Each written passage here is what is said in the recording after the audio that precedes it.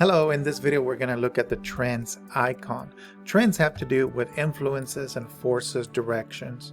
It might remind you a little bit of the patterns icon because trends happen to come back or fade away, but then they come back. But the biggest difference between patterns and trends is that patterns, we know that they are going to be consistent. They're going to happen. Seasons, water cycle, you name it. But for the icon of trends, they have to be influence, or a force behind it has to push it for it to become something that becomes trending.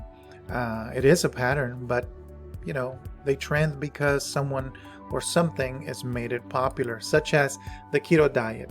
We know that there have been several diets. I mean, we've seen patterns of them, but this one specifically is trending because of its influence and the results that people have been very successful with this diet, so it's trending. So as adults, we know what is trending, and so do kids. Kids know what is trending. For example, one of the things that is trending right now is how movies who were once cartoons are now being made into real life movies with real characters, or virtual reality, to where it makes it look realistic. There's also other things that are trending, such as Bitmojis. Emojis are trending. As a matter of fact, if you simply want to use this icon as a maybe a warm-up in the morning, something for the students to just kind of have a conversation about, this would be a great icon to just put out there and just ask the question, hey guys, what is trending? What is trending in the game world? What is trending in the music world? What is trending with in the fashion world? I mean, kids will know, and you get them started to have that conversation.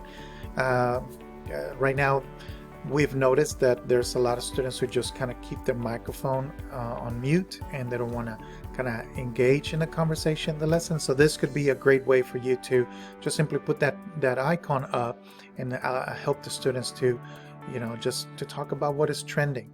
If you are doing literature, if you're doing some sort of a reading or a story, maybe look and see, hey guys, throughout the story, did you notice anything that is becoming more and more popular, or did you notice a lot more? Or look at the character, what is something that influenced her or him to become or to act the way that they acted? Did they follow a trend of characters? Did you notice that there's a trend in these stories, a consistent trend from the last three stories that we read?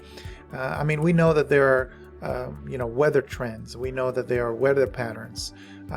So we can definitely use this icon when we are graphing the amount of rain, the amount of the temperatures, you name it. But trends can be used in every subject, like we mentioned with the others as well. So please share with us, comment down below if you have some ideas of how to use the trend, or you've used it before. We would love to continue learning right along with you. So thanks so much for watching this video. I'll see you in the next one.